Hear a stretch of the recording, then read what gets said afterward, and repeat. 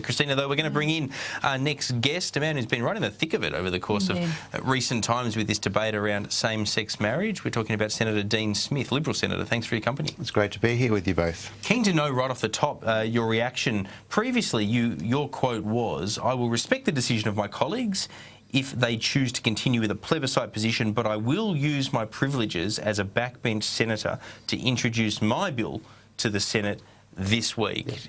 Will you still do that? This morning the issue of my bill came up as part of the conversation, because if the postal plebiscite is successful, the Parliament will have to consider a legislative proposal to give effective to same-sex marriage. I was asked to delay releasing that bill to the Senate because I would like my bill to be given the best possible chance of success. The party has made a decision that it would like this issue resolved by postal plebiscite. I've also suggested that I do think that the moral authority of the House of Representatives is important. It is the People's House. It contains 150 members. I do think that my bill is a good bill. It's not designed to appease everybody on the far left or the far right. It's a sensible bill that was born out of a considered Senate Select Committee process. It has received some commentary over the last few days. I welcome that. But of course, if the postal plebiscite is successful, then anyone is free to bring a bill to the Parliament.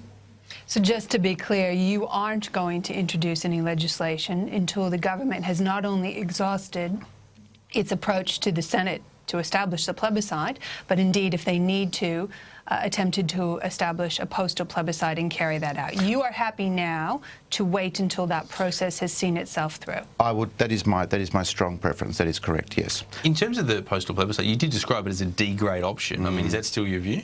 Oh, it is expensive. We now know it costs $122 million.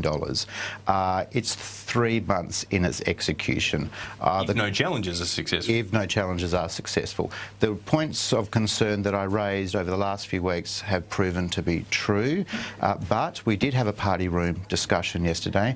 We did have a respectful discussion. A variety of views were put.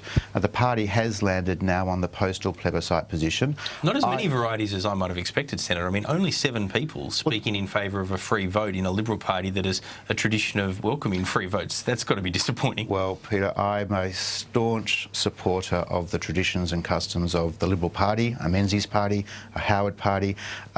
Disappointed that we didn't win the day, but there are some significant achievements about the events over the last few weeks. This issue is now front and centre. I argue that it is important to people. I argue that if one person in our country is denied justice, that is an important issue. I think the community has made it very, very clear that they are ready to support same-sex marriage. It was respectful debate. If we reflect upon how far we've come over the last 8 months, I participated on the Senate Select Committee inquiry. We got a consensus report. Over the last 5 months, laboured behind the scenes to prepare a bill. We now have a bill. And to be fair, the opportunity to discuss this matter in a very orderly, considered way, no surprises, notice went out. Liberals met yesterday for about 2 hours. It was a constructive process. We have moved further down the road of being able to secure a parliamentary free vote as a result of the events of the last few weeks. Well, on that, sorry to jump in, but you say you've moved further down that road. It's been made clear, and this strikes me as a double standard, it's been made clear by the Prime Minister that if the postal plebiscite is successful in terms of more people supporting same-sex marriage than not, then there will be a vote that follows. And in that situation, he's okay about people crossing the floor. But if the postal plebiscite, which is not compulsory, non-binding and all the rest of it, fails, even if it's a low turnout, for example, then the Prime Minister has said there won't be a vote that follows. Well, that strikes me as inconsistent. Let me put a finer point on it. The rights of gays and lesbians in our country have to be achieved through more hurdles than the rights of other people. But that's a decision that has been taken by the party room. That's a decision that the Prime Minister has endorsed. It is also why I think a free parliamentary vote is the quickest, speediest and actually the most legitimate way of achieving these sorts of issues. It's got to be personally hurtful though, doesn't it? Because you absolutely, Senator, hit the nail on the head. For gays and lesbians, there are more hurdles to achieve rights than for non-gays and non-lesbians. That's a party room decision by a party that you've loyally served and respected and adhered to. That's got to be hurtful. I will continue to keep arguing my case. I'll continue to work to be a senator for Western Australia and a Liberal Party senator, and if I have to sort of constantly or occasionally shine a light on these issues just to remind people how much we might be deviating from our traditions and customs, I'm happy to do that. But let's not lose sight, we have made tremendous progress. This is an important issue. It is not going away. I've got a very, very strong commitment to a parliamentary free vote.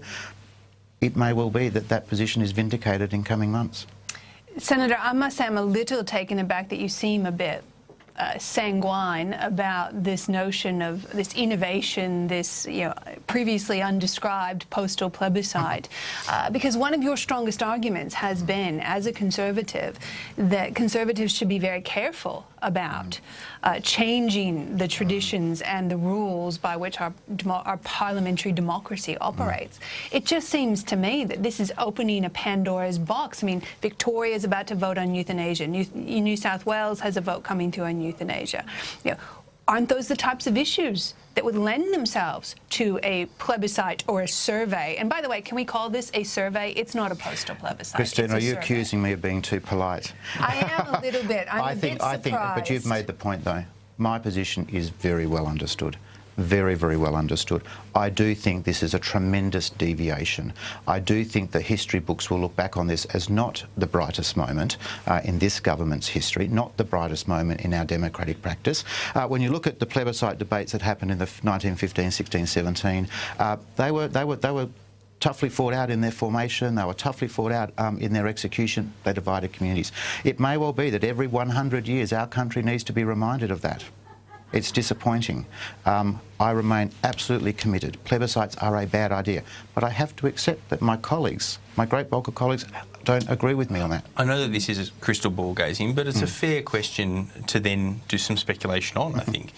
If the plebiscite, which is essentially unprecedented in the way it's being constructed, non-binding, non-compulsory and all the rest of it, if it has low turnout, and if people don't bother to vote. Kristina and I yesterday were saying, as passionate advocates of same-sex marriage, we're not sure if we'd bother to vote in a postal plebiscite, to be honest. If the no case gets up, what happens? Well, this is an interesting point, and I do think that for those people that are arguing between plebiscite propositions, and I'm not arguing for any plebiscite proposition, but those that are arguing for plebiscite propositions, the plebiscite Mark 1, the compulsory attendance plebiscite, is the one that brings greater legitimacy. It's the one that brings greater clarity to the result, and I think allows the Parliament to make a decision or legislate with much greater confidence. It's a lesser of evil between plebiscites. Well, the evil plebiscites. The original one is the lesser evil. Yeah.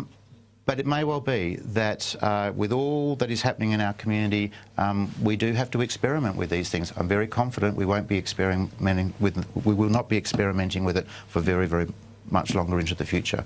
I think people will think, not such a smart idea. But we had an open, constructive debate. It was a good debate. People had their points of views. I'll continue to argue for the parliamentary free vote. I do find it that there is an assumption, though, and we saw the Prime Minister express this in the past, a bit of this today, that it will pass, that it will pass, and that this will all get resolved. The same presumption existed around the compulsory plebiscite. It is very brave. It is very brave of people to predict or try to foresee what the outcome will be in any plebiscite. It was hard enough for some people to see the election outcome. It was hard enough for people to see the Brexit outcome. I was going to say, it was hard enough for people to say of leaders going to the electorate. You think of David Cameron, you think of Theresa May. Yeah. It hasn't really worked well. And non-compulsory systems, of which you are referring to, are far more volatile and less predictable. That is exactly right. So I think it is very dangerous territory to be designing a system based on what you think might be the outcome, because there is lots of volatility across a whole variety of issues in the community. But again, this is why I would have preferred a parliamentary free vote.